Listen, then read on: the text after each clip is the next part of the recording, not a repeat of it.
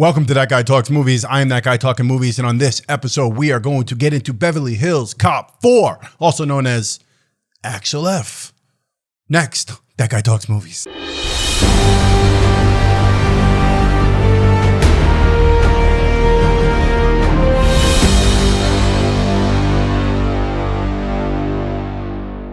Okay, so Axel F. Beverly Hills Cop 4. 40 years after Eddie Murphy made the character of global phenom, after the character made Eddie a global phenom, we've got the fourth installment. And let's just go back 30 years to 1994. The last time we had Axel Foley on screen was Beverly Hills Cop 3, a disaster by all standards. What was the Rotten Tomatoes score on that? I think it was like 10%, 9%, 8%. Whatever, it was forgettable. So when this news of this broke that they were going to do an Axel F, whatever, with Eddie Murphy being 63 years old, and I figured, okay, here we go. The usual Hollywood playbook. The thing to do is to repackage some old franchise and keep bringing people back, right? I was obviously a little nervous, right? Thinking, okay, because I love Beverly Hills Cop, Beverly Hills Cop 2. These are classic films from my time. Sat down in the morning and I watched. I almost forgot, actually. I knew that it was coming out sometime July 4th, whatever, this time, the 3rd or the 4th, whatever. And today's July 4th for me.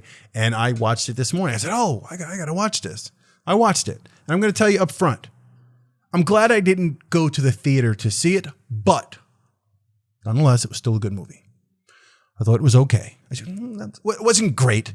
It was a Beverly Hills Cop movie with Eddie Murphy at 63 years old. And Eddie Murphy is testament to the fact that black don't crack, because he's 63 years old and he's doing this film and he's just as witty and charming as he was all those years ago. And the man looks fantastic in relation to John Ashton and Judge Reinhold playing Taggart and Billy, who both look like they're 90, but that's another whole story. They still did their thing.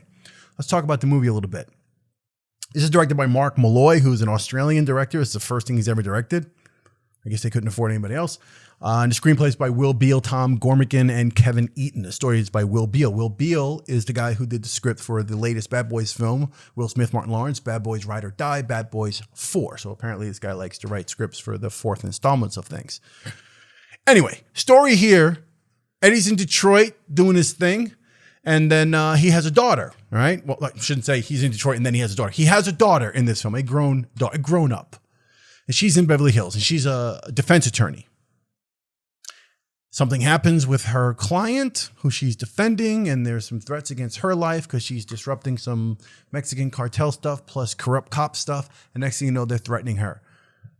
Eddie gets word of it. Axel gets word of it, and he goes to Beverly Hills. And all the shenanigans ensue. He meets up with his usual people, and this is where it starts to become a problem for me. First things first. The actor playing his daughter, I believe her name is Taylor Page, I don't think is particularly good at all. And I believe they probably could have found someone better. So I'm not sure what casting decision was made there, but for me, she dragged it down a little bit. Joseph Gordon-Levitt is in this film as well. He plays a cop working in Beverly Hills, and he has a small relation with Eddie's daughter, and he's working with Eddie to help solve whatever crime. That's what's going on here. That's the basic of the plot. The film overall is not bad. They basically wrapped this current script, this iteration, in a lot of the wrapping from the old film, the nostalgia, right? Certain little gimmicky things, Eddie doing his shtick when he goes into a hotel or goes into a private club and is doing his performance and con artist kind of stuff. And it's funny and it's witty. Sometimes it works. Sometimes it falls totally flat.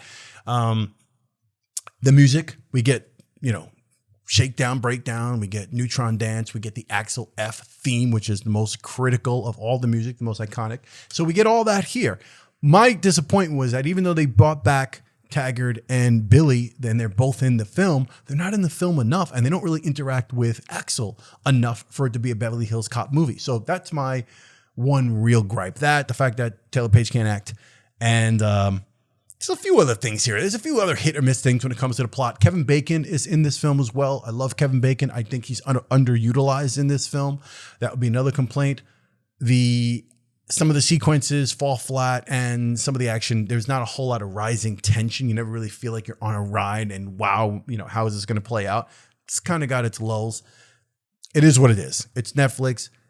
it's a franchise that's 40 years old. What do you expect? But I think overall, a really good watch at home on a 4th of July weekend. You can't go wrong. All right. It's Eddie Murphy. Again, he's 63 and he's still just Eddie Murphy. And considering what he's been doing, his last Netflix film, which was You People with Jonah Hill, was absolutely horrible. He's done some other bad things recently. He did Coming to America Part 2, which was a total disaster as well. I reviewed that one, and I reviewed his last film, You People, on this channel as well. So if you want to look at that, you can look for those.